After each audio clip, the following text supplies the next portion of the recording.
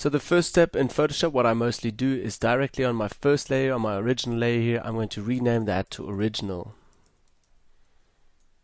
Original, set that, and then we're going to start with our workflow, nodes, and help layers. So basically, I want to give you guys a quick start. What is our workflow, or how to improve your workflow a little bit, is firstly set your background canvas color.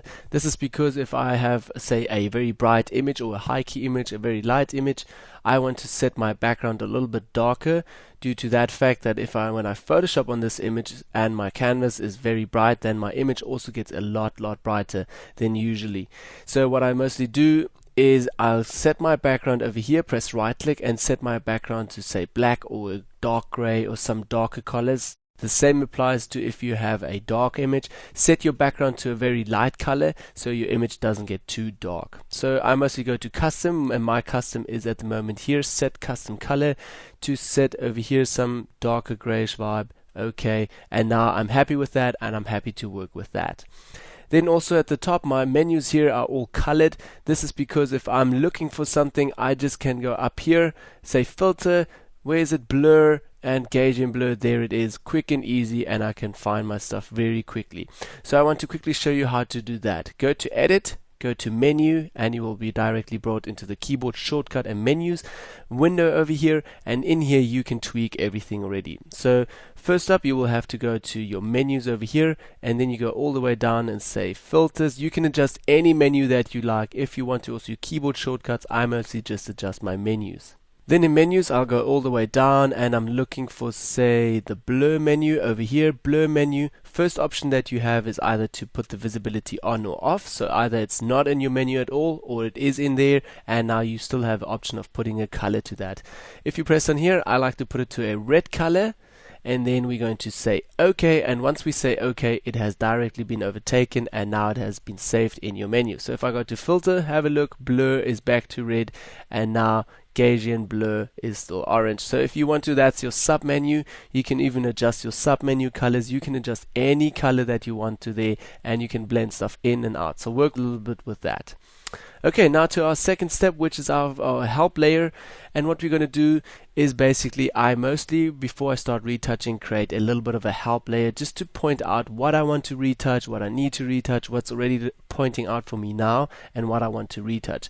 If you're still the old-fashioned guy, you can also take a pencil and a paper and just write everything down that you want to retouch and put a paper next to your desk and just retouch from that. I love to put a layer on top, retouch, or just point out with my brush a little bit what I want to retouch, and then I put that into a group, call it help layer. So let's get started on that. I'm going to go over here to the new layer icon down here, and then just going to double click onto my layer here and going to rename that to help layer. So that's basically my first layer that I have. Okay, going to press B or go to my brush over here and then into my color picker, and I'm just going to press or take a really random red color over there.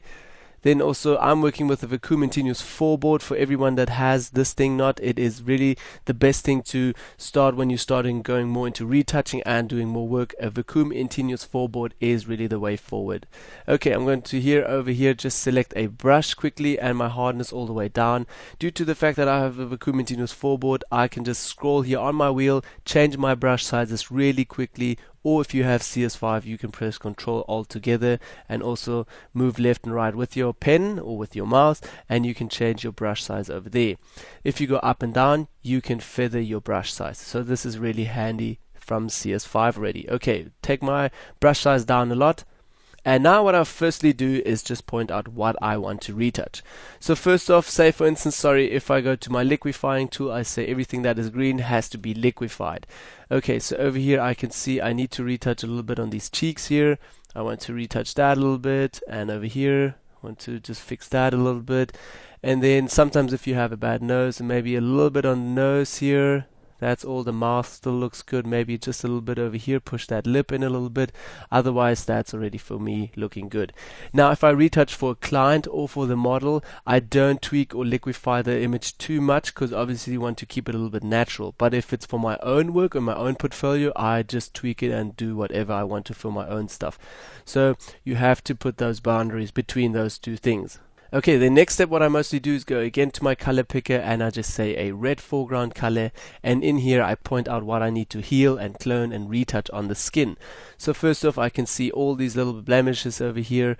I want to fix all these spots on here. If I zoom in a little bit with Z in my zoom tool over here, back with B, I can then see, okay, there is quite a lot that I need to retouch, and also that will still take me a little bit. Okay, over there. Then over here on the hair, I can see I need to retouch all of these hairs here at the top. There we do have a lot of hairs. Then I want to fix all of this. I want to fix this a bit. There are hairs again. I want to fix this. Fix this. So later when you do this quite a lot with your help layer, you get quite quick at this.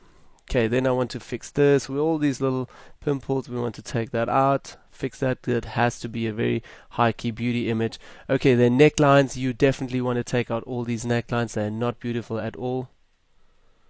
Over here, over there. Okay. So that's just on my help layer. The reds are all for retouching and retouching just the skin. Then next step that I mostly do is again to my color picker and select a yellow or something, and then over here go very close again and into my eyes, and there I can see already, okay, I need to retouch a little bit on here, fix that, fix this over here, fix this also. These eye wrinkles here, I don't want to retouch them too much, just a little bit. Then also I want to fix all these eyebrows a little bit here and just break that a little bit away, get a nice flow into there, clean this up a little bit, clean this up a little bit here. Also get a nice flow, so we have to clean up this a little bit. Then if I zoom in quite a lot, I can actually see with my red foreground color here, I need to fix all these hairs here. So there is quite a lot to fix in this image. It is a very high quality image. All these pimples, everything, all these dots, they all need to be retouched. There we can see it. So this is actually my first step that I mostly do, is just create a help layer and see for myself, okay, what do I need to retouch? All these things. I don't really show all my small pimples and everything like this in detail now. This is mostly just for the video. When I go through the retouching, I just then see, okay, this is all what I need to retouch and retouch on that. Okay, next step that I'm going to do is press Command G for our layers palette here and group just this help layer into help. If you want to, you can also create different help layers, and one help layer would be eyes, one help layer would be skin, one help layer would be hair, but that's just for me getting more complicated, having more layers. So I just mostly have one layer. I can turn it on and off and see, okay, I need to retouch and fix all of this.